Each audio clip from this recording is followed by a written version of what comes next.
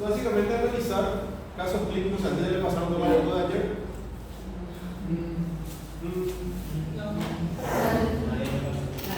Es analizar nada más algunos casos clínicos con imágenes macromicroscópicas de patología respiratoria y ver un poquitito, ¿verdad?, cómo enfocar, ¿verdad?, cómo tratar de analizar todo lo que aprendieron de la teoría. Por ejemplo, este caso: paciente jubilado, 67 años, fumador de 2 paquetes de cigarrillos por día. Por joven, 2 paquetes, un paquete, ¿cuántos cigarrillos trae?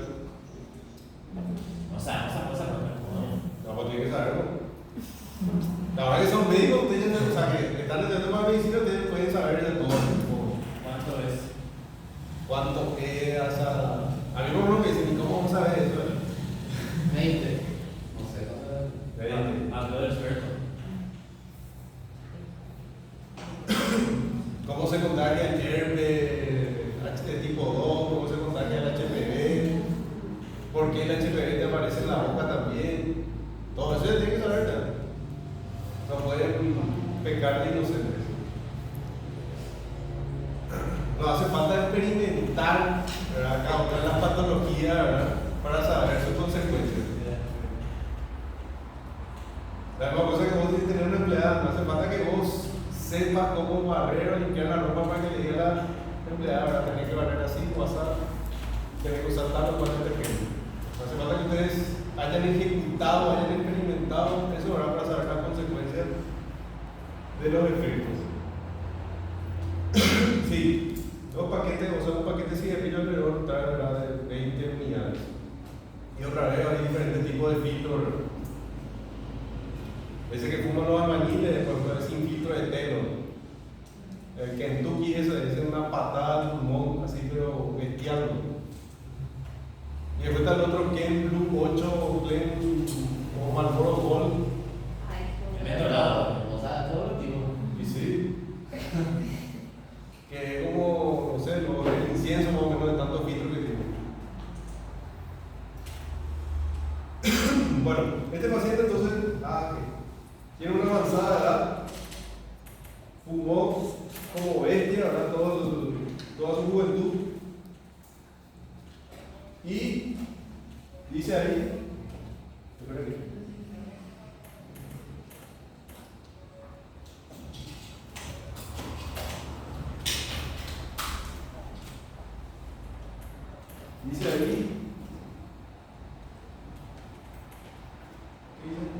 fue internado por pancreatitis. Luego de una semana en el hospital, presenta tos con el pulso turbulento, fiebre, presión arterial baja. En el hemograma se ve, ¿qué cosa? Leucocitosis con neutrofilia, o sea que lo que está elevado sus glóbulos blancos, o la elevación de sus glóbulos blancos es a expensas de neutrófilos. A expensas de quiere decir así, tipo por culpa de neutrófilos, ¿verdad? Y los neutrófilos generalmente aumentan en qué tipo de situación, en qué tipo de infección. Bacteriana. Muy bien. Y la radiografía mostró áreas de consolidación multifocal. O sea, radiografía de pulmón sería. ¿Qué patrón inflamatorio infeccioso pulmonar muestra áreas de consolidación multifocal?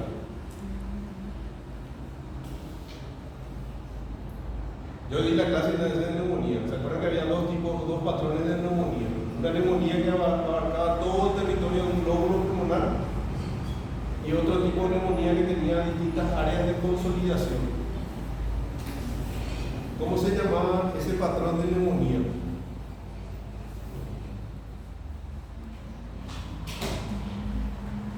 La neumonía que abarca todo área de consolidación global se denomina neumonía global. Y la que tenía múltiples áreas de consolidación era la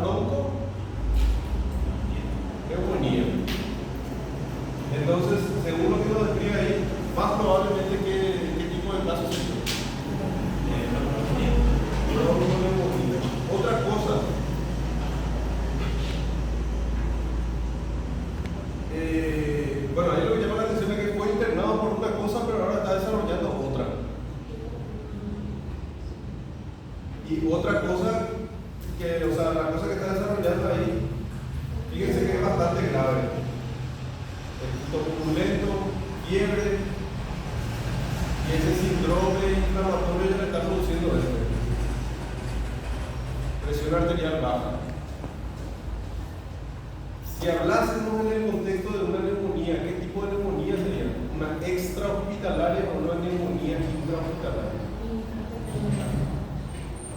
Y generalmente las neumonías intrahospitalarias son más agresivas porque los gérmenes son mucho más virulentos, agresivos y aparte de ser más agresivos son también muy rebeldes al tratamiento. ¿Sí? Suelen ser, ¿cómo se dice? Resistentes, suelen generar, ¿verdad?, crear resistencia microbiana, antimicrobiana. Bueno, ahí vemos un corte macroscópico de lo que sería la superficie de corte pulmonar. Vemos muchas áreas dilatadas.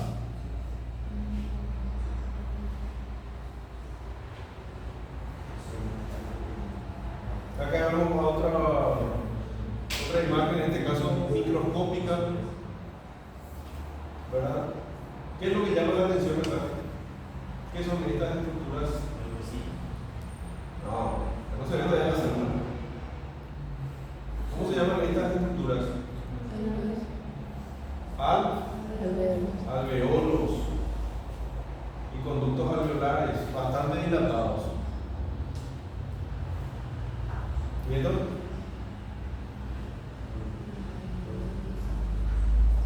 Estas sí son las áreas de consolidación que se vería, ¿verdad?, en una bronconeumonía. Y esto sería su histología. Alveolos con un infiltrado inflamatorio, generalmente al predominio polimorfo nuclear, bastante abundante.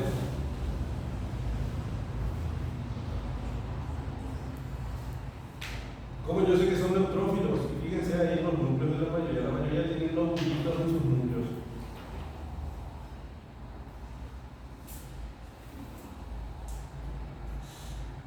¿Qué tipos de cambios se observan aquí?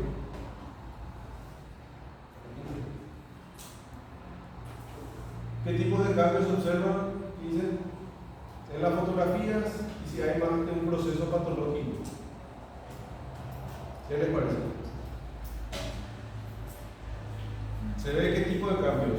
Inflamatorio, neoplásico, adaptativo. Inflamatorio, ¿verdad?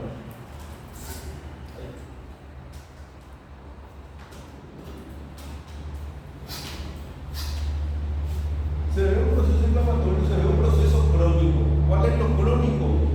El efecto que causó esos años de fumar, ¿verdad? Con esa dilatación alveolar, que sería ya un cambio adaptativo en realidad. Espacios aéreos dilatados macroscópicamente. Los bronquiolos respiratorios no están los bronquiolos respiratorios están dilatados microscópicamente con preservación de los espacios alveolares y el proceso agudo que se está desarrollando macroscópicamente se ven focos amarillentos de consolidación y áreas de infiltrado a predominio neutrofílico. El proceso de fondo, ¿con qué datos de la historia clínica se relaciona o cómo se produce?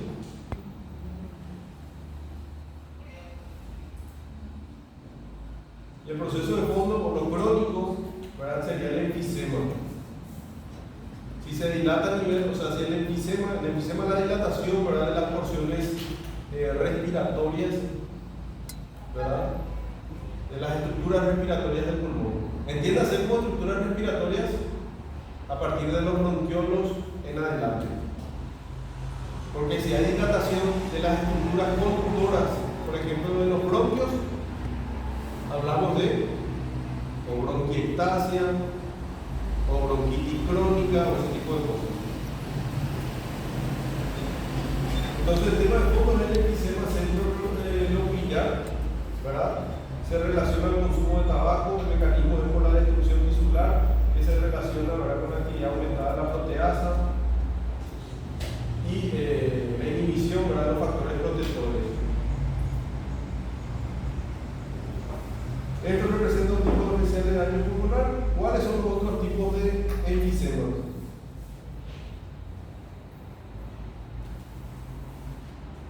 El centro nuclear es un tipo de fisión después. Panacinal. Paracinal, después. Paraceptal. Paraceptal. El paraceptal o el centro, el paracinal, ¿en qué región del pulmón generalmente se desarrolla?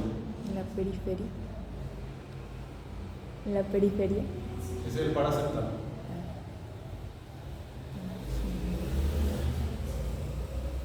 Había dos. El centro nuclear se desarrolla generalmente más hacia la región apical, hacia el ápice de los pulmones. El paracinal hacia la base.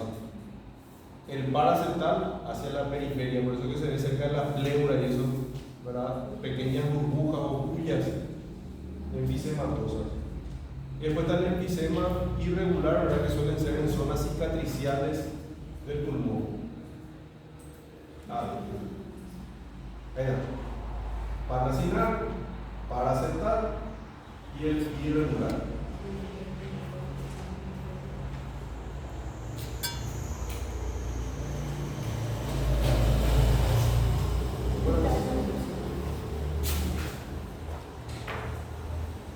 El paracinal está asociado también a la ausencia o disminución genética de la alfa-1 antitripsina. Y después tenemos cuál es el proceso sobreagregado y qué relación tiene con lo mencionado en la historia clínica. Lo que es el de lo agudo que se le agregó, ¿qué fue? La neumonía, la bronconeumonía. Y probablemente sea una bronconeumonía de origen intrahospitalario. Paciente, bronconeumonía decimos ya por el patrón que vimos ahí en la macro, ¿verdad? Con áreas de consolidación multifocal. Paciente debilitado por el antecedente de fumador, debilitado también por la edad que tiene y por la pancreatitis que motivó su primera internación. Ya vimos cuáles son los agentes comunes, ¿verdad?, de la neumonía intrahospitalaria.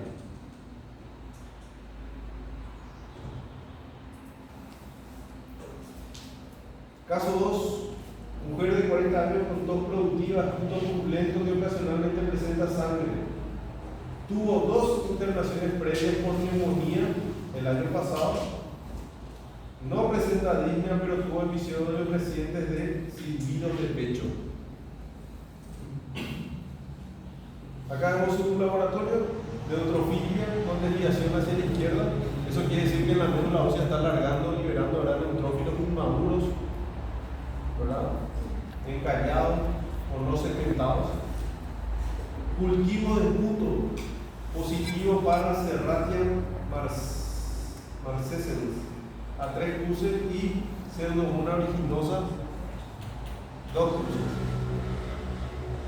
Radiografía dice bronquios engrosados y sombras lineares o lineales en el lóbulo medio. Y acá tenemos una foto de su autopsia. Autopsia. Y si no se va a sacar el pulmón así porque si no. Nadie no, la foto de lo que de cómo sería, ¿verdad?, el parénquima pulmonar de esta paciente. Y ahí vemos algunos conductos o estructuras ductales bastante dilatadas, con alguna secreción de aspecto purulento en su interior. Ahora mismo vamos a ver esto. Esto ya corresponde, fíjense, ya corresponde ya a la luz de una estructura de mayor calibre, ya no estamos más hablando de un alveolo acá. Acá se ven algunos alveolos para comparar. Fíjense en el pequeño epitelio que tienen y fíjense acá cómo se ve el epitelio erosionado de esta estructura. Ya es un epitelio más alto, más cilíndrico o cúbico. Y la pared de esta estructura tiene un infiltrado inflamatorio potente. Y esa es la parénquima pulmonar adyacente a la lesión bronquial. O sea, este no es un bronquio, no vemos ningún cartílago. Y acá vemos el parénquima pulmonar adyacente donde el cuadro inflamatorio también se extiende, ¿verdad?, hacia los alveolos.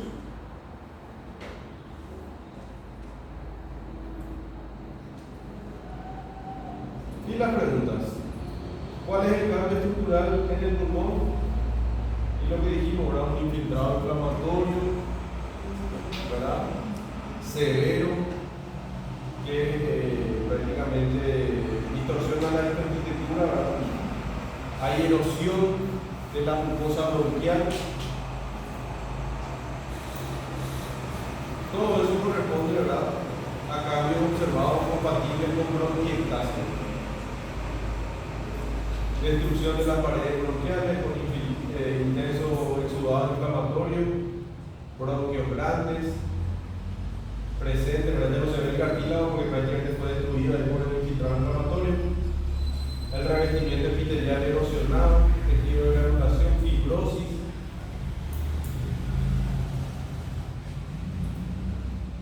Y las posibles causas de esta condición, están las causas de origen localizado y las de origen no localizado. Vamos a ver cuáles son.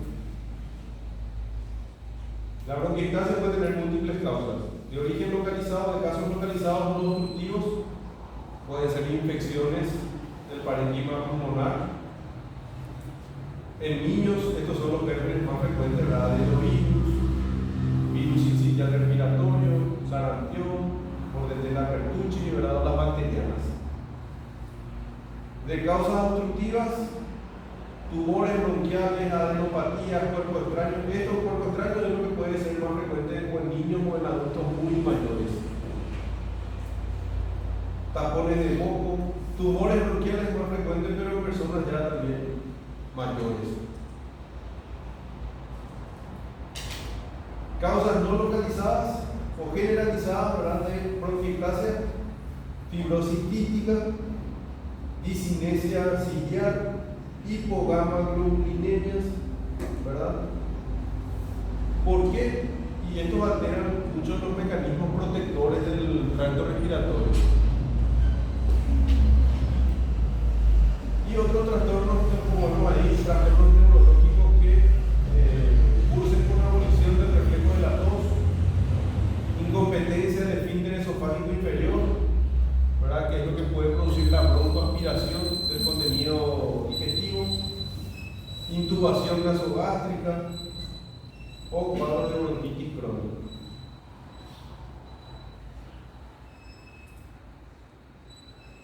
Acá dice historia clínica adicional: varón de 24 años con hallazgos de autopsia. El corazón pesó 450 gramos y tenía el ventrículo derecho dilatado y con una pared de 0.7 centímetros de espesor. Y acá vemos que el espesor normal del corazón, del ventrículo derecho del corazón, suele ser de 0.5 centímetros. O sea que hay una hipertrofia en el ventrículo del lado derecho. Y vemos acá pulmón, que tiene múltiples formaciones quísticas, múltiples áreas de consolidación, muchas estructuras dilatadas. Paciente joven. No nos dice tampoco, o sea, no asumimos que es fumador también a los 24 años. Cuando esta enfermedad es bastante agresiva, se presentan en pacientes jóvenes, y lo más prudente, por así decirlo, es pensar en alguna enfermedad de base hereditaria, ¿verdad?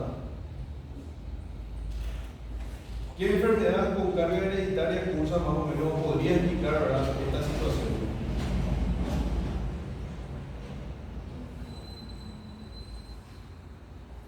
Con formación de múltiples quistes, con fibrosis. Fibrosis quística. Muy bien. Acá vemos la arteria pulmonar. ¿Qué es lo que llama la atención de esta arteria pulmonar? El engrosamiento de su pared. Y probablemente, ¿verdad?, ese lado derecho del corazón está aumentado, está hipertrofiado porque tiene que bombear con mayor presión para vencer justamente la resistencia que le provoca esta arteria pulmonar fibrosada.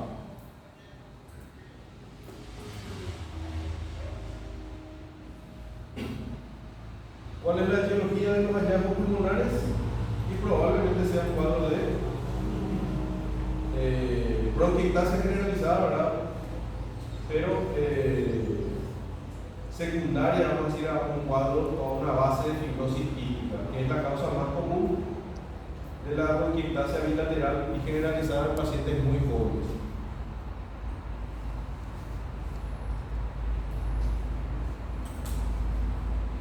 Si era viejo y tenía esos pulmones, y bueno, ya vivió ya todo lo que tenía que vivir, ¿no? Y probablemente adquirió todos esos cambios por, ya sea por ser fumador o ese tipo de cosas. ¿Qué cambios se ven en los vasos pulmonares? Se ven cambios vasculares, engrosamiento de la pared y disminución de la luz. Que eso provoca, ¿verdad?, una mayor resistencia, que es lo que le hace trabajar más también al lado derecho del corazón. Por eso es que vimos o que mencionaba, ¿verdad?, esa hipertrofia y dilatación de la luz. ¿Cómo se relaciona eso con los hallazgos de la autopsia? Y eso explicaría los cambios que produjo en el corazón. Y ese aumento, esa hipertrofia del ventrículo derecho, secundario a estos cambios, es lo que se conoce como paro pulmonar. ¿Se entiende? ¿Y la causa de muerte?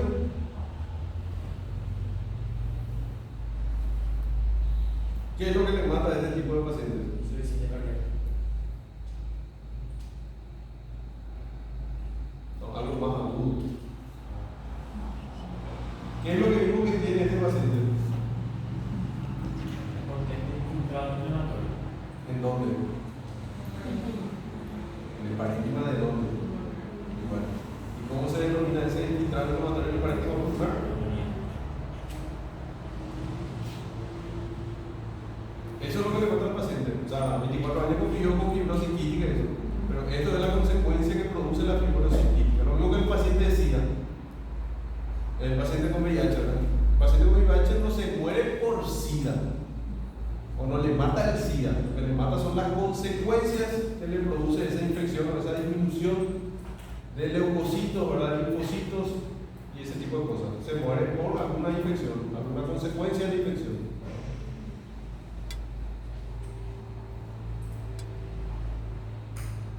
Posiblemente murió por neumonía, dependiendo de la extensión de la misma. Ahora, muchos pacientes con fibrosis quística tienen infecciones crónicas a repetición por pseudomonas.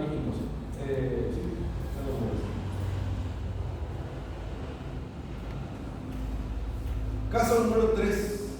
Niña de 9 años con dificultad respiratoria de comienzo brusco, acompañadas de chillido del pecho. Tiene antecedentes de complicaciones similares en el pasado. Se evalúa el esputo microscópicamente y encontramos estos. ¿Cómo se denomina esta estructura así serpentiginosa en el esputo?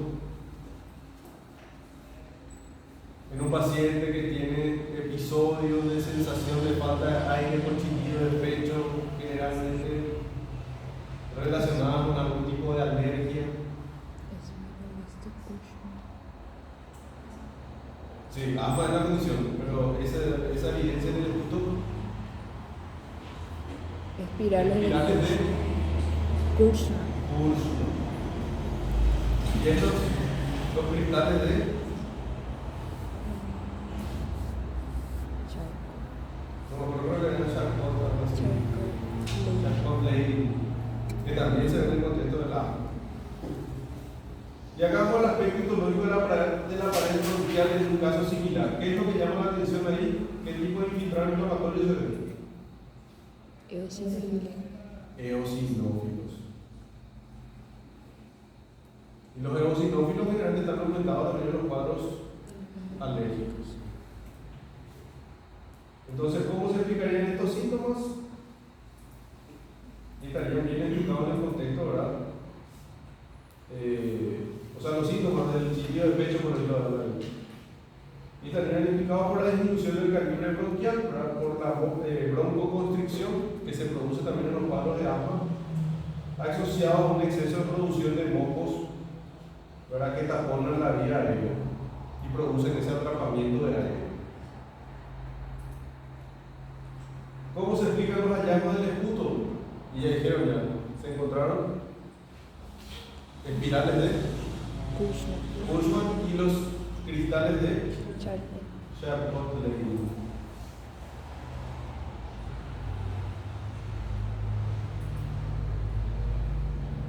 ¿Por qué se ve que predomina un tipo específico de exudado inflamatorio en la pared bronquial?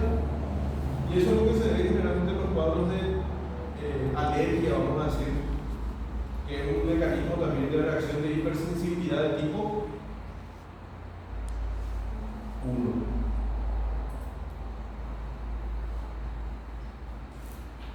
El asma en los niños es predominantemente de tipo alérgico, es una respuesta de hipersensibilidad de tipo 1. Los mastocitos liberan citoquinas como vitamina que producen la broncoconstricción y el edema. Y también factor quimiotático, que es lo que recluta a los eosinófilos en el lugar. ¿Cómo sería la enfermedad? Esta enfermedad en los adultos? Generalmente en los adultos el asma suele ser de tipo más intrínseco. O sea, no es que se desarrolla en respuesta a algún alergeno conocido. No es agudo. Que no es agudo. No, sí es agudo también, pero lo que despierta el asma en los adultos suele ser eso: el frío, el ejercicio. Pero el resultado final, ¿verdad? O el mecanismo, los efectos que producen suele ser el mismo. ¿Y cuáles son las consecuencias de la misma?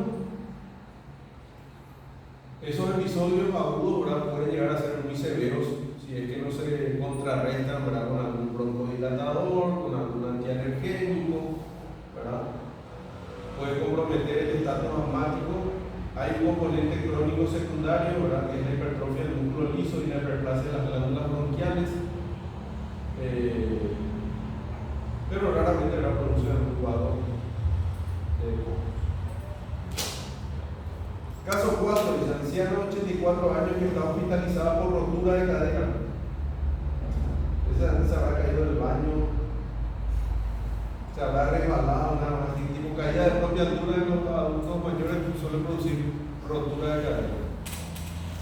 Más todavía si tiene osteoporosis también. En su segundo día de internación hizo un pico febril con escalofrío, malestar general y justo acoso. Ahí ya hablamos ya de un toque. ¿En qué órgano? ¿Afectación de qué órgano? Pulmón. Pulmón. Porque estamos en la práctica respiratoria. Pulmón. ¿Se acuerdan que yo le dije que las infecciones bacterianas son las que son más agresivas? Y eso es lo que produce el pico febril, escalofríos. Infecciones virales suelen tener así, pueden llegar a tener los mismos síntomas, ¿verdad?, pero generalmente lo hacen en forma insidiosa o paulatina, tipo dengue. Bueno, la fiebre del dengue es así. ¿Ustedes ya tuvieron ya dengue? Sí. Todo se aguanta, ¿verdad? O cuando tienen alguna laringitis viral también se aguanta. O sea, tienen fiebre, dolor, pero se aguanta. Pero cuando es así de origen bacteriano, cuando tienen una amigdalitis purulenta, te da pero picos febriles y fiebre así con escalofríos, ¿no? Y el dolor es insoportable. Bueno, a la paciente no se le administraron antibióticos y murió a las 36 horas. La placa radiográfica mostró un área de consolidación del lóbulo superior derecho y tenía leucocitosis con desviación a la izquierda, ¿verdad?, y cultivo de sangre positivo. Ahí vemos la placa. El área de consolidación es de un patrón.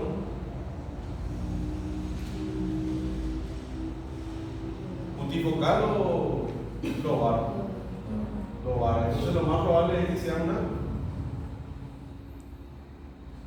neumonía transitoria. no, patrón macroscópico. ¿La neumonía? Lobar. Vemos la leucocitosis a predominio de qué tipo de leucocitos? Neutrófilos. Que va más apoyando, o sea, que apoya más que la infección sea de origen bacteriano.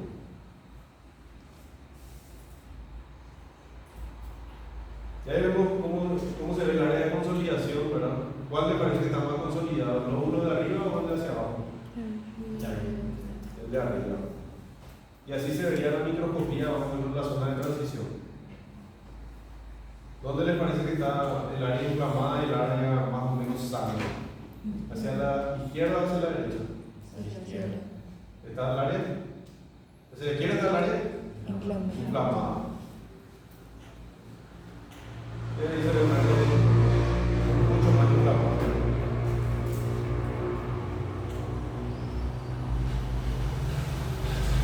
¿Qué proceso es este y cómo difiere del caso 1? El caso 1 era el señor ese que se internó por pancreatitis, ¿verdad? Y el señor que tenía áreas de consolidación múltiple. Entonces esto difiere, o sea, se diferencia del otro porque este era una consolidación global. Esta es una neumonía global, un infiltrado difuso de neutrófilo en el lóbulo consolidado, el otro era una bronconeumonía.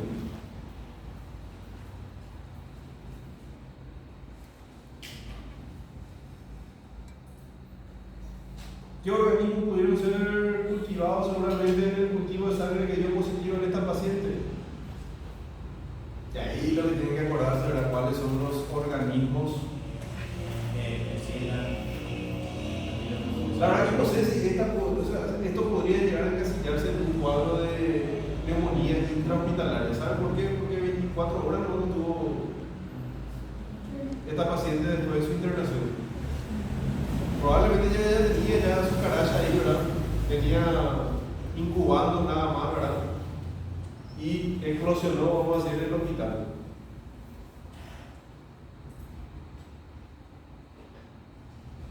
Vemos la neumonía lobar que se complicó con sepsis, por eso que le agarró, ¿verdad? Fiebre generalizada, calofrío. Además hay que considerar el estado previo, que es la ruptura de cadera, y la edad avanzada del paciente.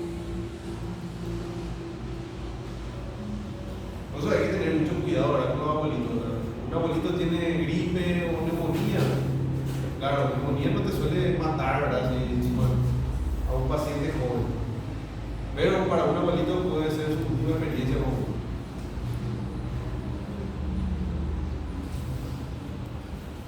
¿Qué organismo pudieron ser cultivados? Probablemente lo que se cultivó es un estreptococo neumónico, que es el agente causal más común de las neumonías extrahospitalarias.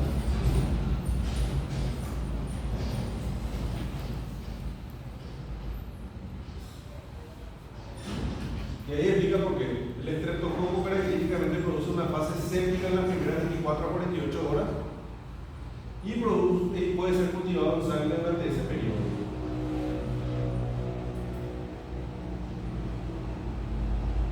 ¿Y cuáles pudieron ser la causa de muerte? Ese es lo que ya vimos, neumonía lobar, que se complica con sepsis.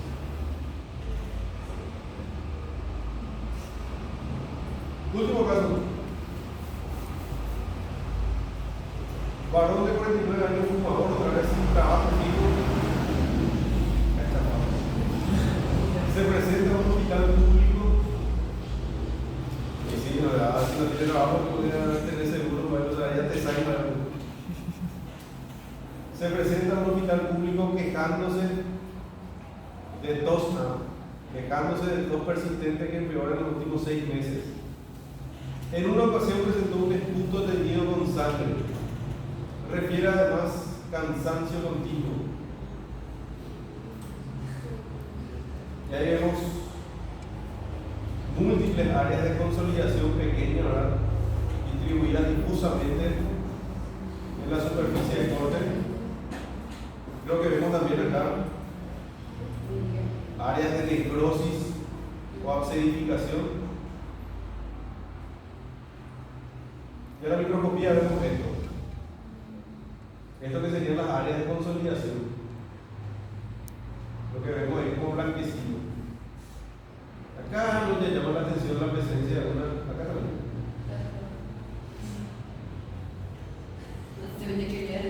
¿Verdad? Eso es lo que tienen que cuidar cuando estaban su examen. Vos nosotros algunos querés, tipo, te tiran así el caso clínico y ya querés decir ya tengo. Si vos ya te vayas, eso así va la yugular.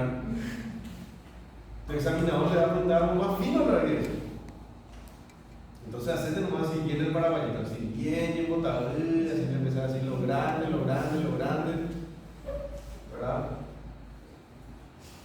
si te va a lo fino, parece lo que ella te quería mostrar, así te querés, ¿cómo se dice? Ser cacata eso.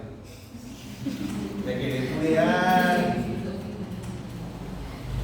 No, yo le digo, la anatomía patológica no solo en haber exámenes morales, pero yo digo, en los exámenes morales, si el examinador ya va a pensar, ya le quiere ser cacata, le quiere purear, hay que bajarle su nube de pedo, así.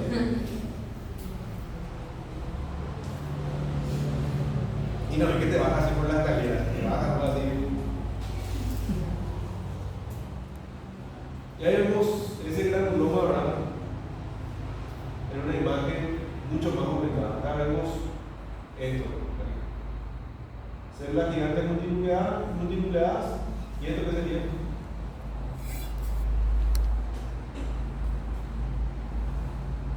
¿Tejido viable o tejido necrótico?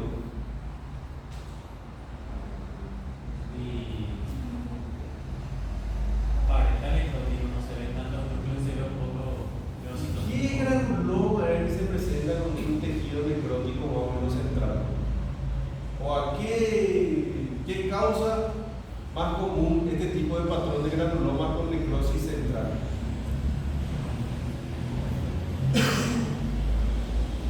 ¿Qué causa, o sea, cuál es la causa más común de granulomas caseificantes centrales?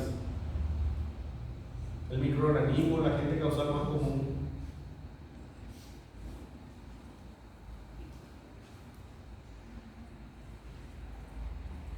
¿Quién era la que quería pulear?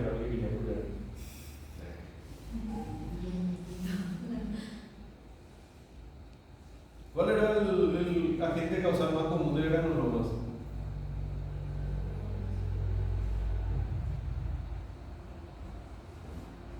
Número 1,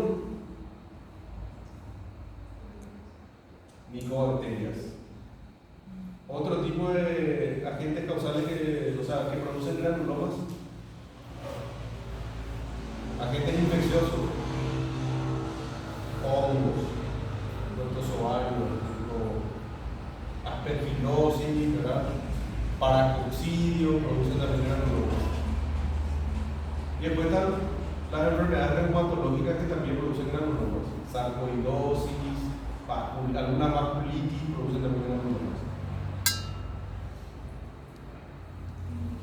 Pero hay un solo tipo de agente causal, o sea, no un solo tipo, un agente causal que produce granulomas con necrosis central. Y dice qué tipo de proceso es este, cuáles son los diagnósticos diferenciales. Y es un proceso ¿de qué tipo? Adaptativo, inflamatorio, vascular, neoplásico, inflamatorio. Por eso se ven granulomas. Es un proceso inflamatorio granulomatoso. Los granulomas tienen necrosis central y son sugestivos de tuberculosis. En el diferencial se deben incluir también otras micobacterias y también los hongos, paracoccidio, ¿verdad? Y ese tipo de cosas. Aspergillus, hitoplasmosis, también, ¿verdad? Coccidioidomicosis. ¿Y cómo se confirmaría el diagnóstico? Y se puede hacer por muchas formas, ¿verdad? Si tiene expectoración de esputo, se puede hacer un frotis de ese esputo, ¿verdad? Y una tinción de Sil-Nielsen en ese esputo.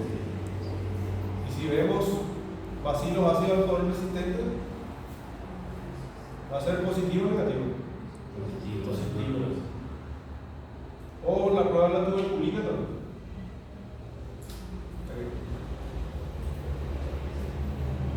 ¿Qué va? Tal cual como dije.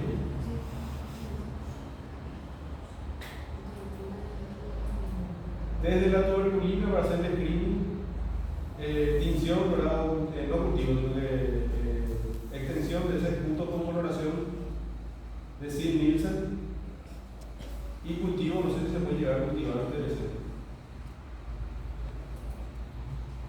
Pues ya que el cultivo es muy bien. Sí, no, el cultivo, pero no sé si la tuberculosis se puede llegar a cultivar. Y no tarda al menos un mes.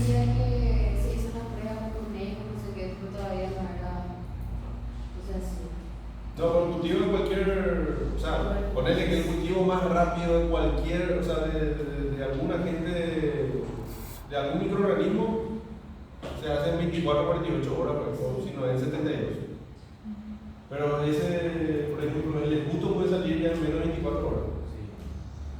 La coloración se hace así en, no sé, Sí, la coloración se suele usar más, ¿no? 2 horas. Ese test de la tuberculina, tipo, te inyectan hoy y en 48, 72 horas recién tenés el análisis y mientras lo que le va a ofrecer al paciente.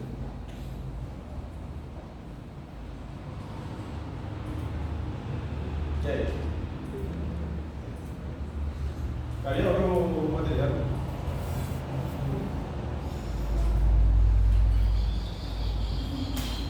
Vamos a hacerlo rápidamente.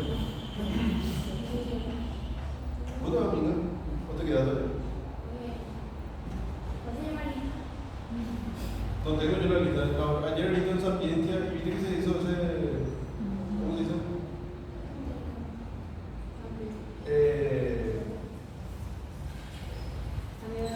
Cambio horario.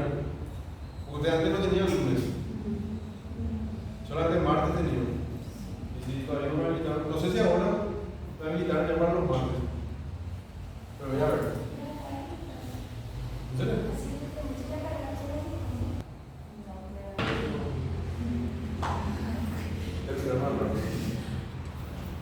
Ahí está, caso 1. Paciente de 45 años se queja de tos persistente con producción de moco espeso y blanco. Casi sería mi caso, pero no tengo 45 años. Había que restarle 20 años más. El cuadro lleva años y empeora a las mañanas al despertar. Su esposa, preocupada, no, tampoco mi caso, le pide que consulte por la tos y que deje de fumar. Consulta y el médico lo encuentra con 15 kilos de sobrepeso. Ese puede ser.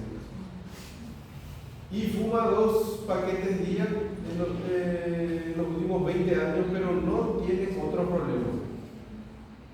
Es lo que es la autoestima.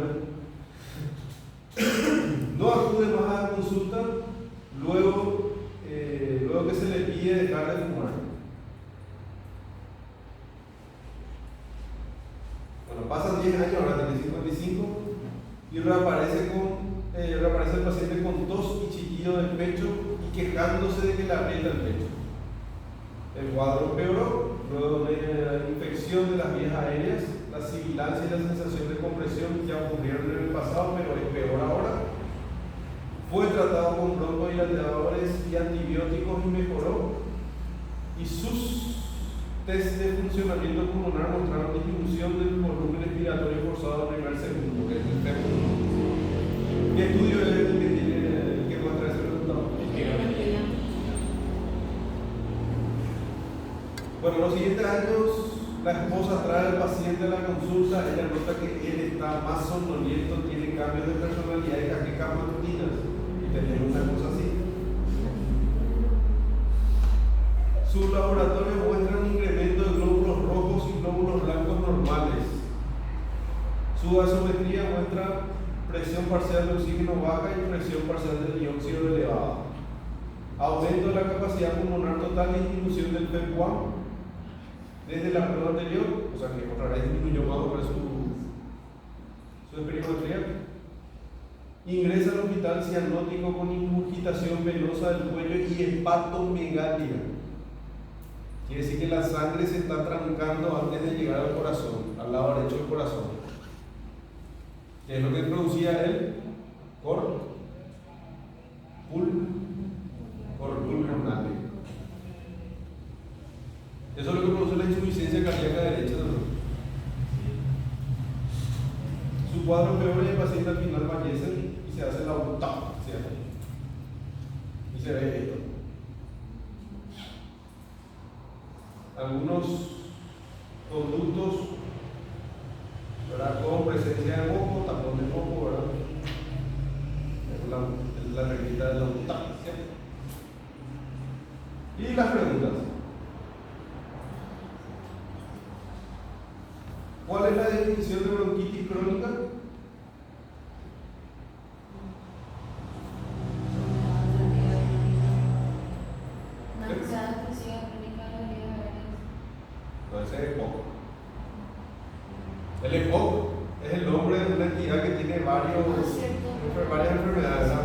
crónica, bronquiectasia, asma. Bueno, la bronquitis crónica, ¿cómo se define? Inflamación crónica de. Muy bien. Bien, bueno. ¿Cuál es la diferencia entre bronquitis crónica y bronquiectasia?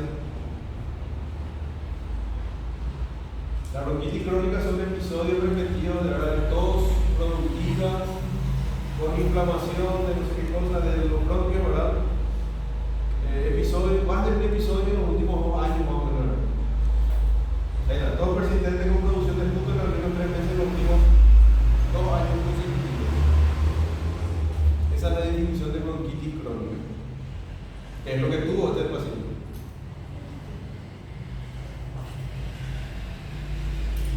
Y la definición de bronquitis crónica asmatiforme.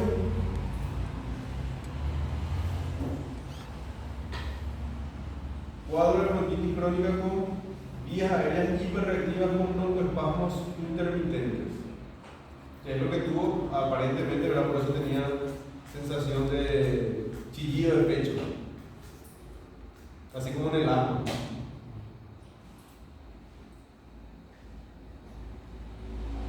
¿Cuál de estos dos cuadros presentó el paciente?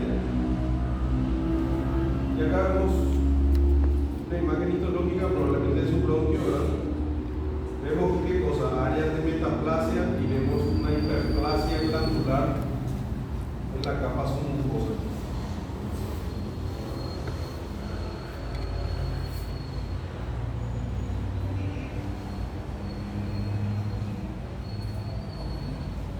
Ahí se ve qué difiere esta imagen de un cuadro de asma. En el asma, ¿qué tipo que había? ¿Qué tipo de infiltrado vimos que había en el asma? Eosinófilo. Ahí no veíamos un infiltrado eosinofílico.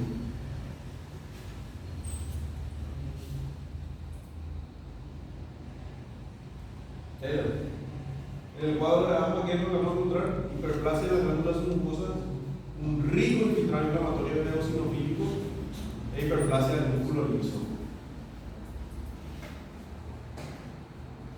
¿En qué difiere esta imagen del cuadro de bronquiectasia? En la bronquiectasia se ve destrucción de las vías aéreas secundarias a la infección. En el otro no se veía, o sea, en la imagen esa que vimos donde había hiperplasia de las glándulas no se veía destrucción. Prácticamente estaba todo casi normal, cuasi normal, ¿verdad? Aparte de los focos de metaplasia.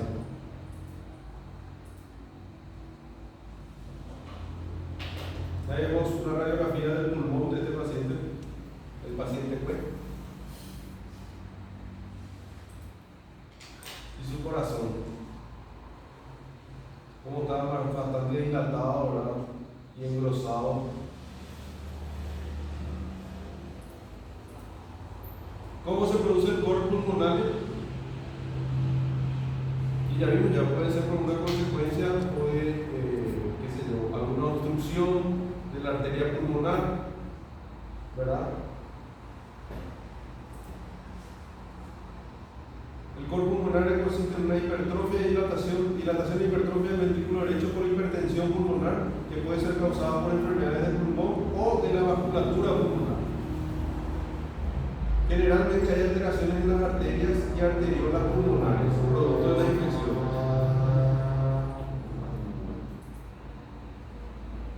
Y tenía este paciente cor pulmonar y tenía ingurgitación yugular y hepatomegalia. Tenía síntomas de estancamiento de sangre, ¿verdad? Del lado, principalmente relacionado con el lado derecho de la circulación cardíaca, ¿verdad?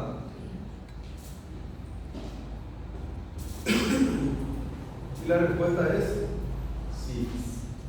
Tenía una insuficiencia cardíaca derecha por las venas dilatadas del cuello y el agrandamiento de la hepatomegalia. Y tenía también, ¿verdad?, síntomas asociados a afectación pulmonar, que es lo que puede producir esa alteración en la vasculatura de las arteriolas del pulmón.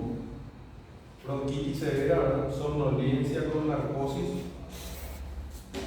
Por eso tenía su presión parcial de dióxido elevada, una presión parcial de oxígeno bastante disminuida. ¿Qué hizo su organismo en compensación? Decía que tenía mucho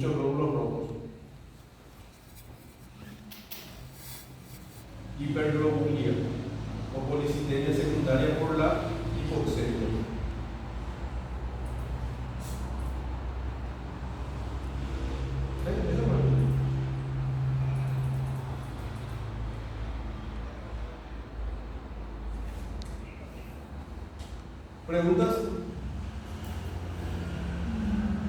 Podemos retirarnos.